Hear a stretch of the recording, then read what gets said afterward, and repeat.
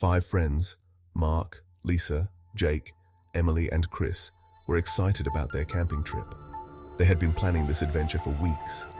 Their destination was a remote forest, known for its towering trees and pristine lake. The drive was long, but their spirits were high.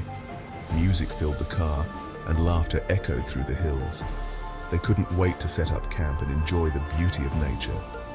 Finally, they arrived at the edge of the forest. The sun was beginning to set, casting long shadows through the trees. The friends unloaded their gear, eager to get settled before dark. As they began setting up their tents, a sense of unease settled over them. The forest was strangely silent, except for the rustling of leaves and the gentle breeze. It felt as if something was watching them from the shadows. An old man at a roadside diner had warned them about the forest. He spoke of strange occurrences, whispering voices, and people disappearing. He urged them to stay away. But the friends dismissed his warnings as mere superstition. They were young, adventurous, and didn't believe in old wives' tales. They were determined to have a good time. He probably just wanted the forest all to himself, Jake joked, and the others laughed. They thought they knew better. They finished setting up camp, built a bonfire, and shared stories and laughter as they roasted marshmallows over the crackling flames. But the old man's warnings lingered in the back of their minds. As darkness enveloped the forest, the temperature dropped, and a thick fog rolled in. The once cheerful atmosphere around the campfire grew heavy with anticipation.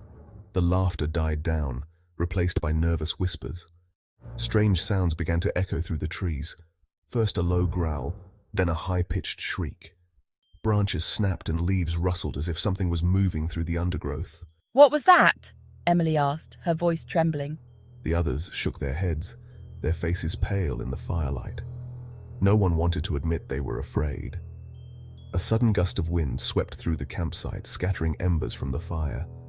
The friends huddled closer, their eyes darting nervously into the darkness beyond the light. The forest seemed to be closing in on them. Mark decided to get more firewood. He grabbed a flashlight and disappeared into the darkness. Minutes turned into an eternity, but Mark didn't return. "Mark, where are you?"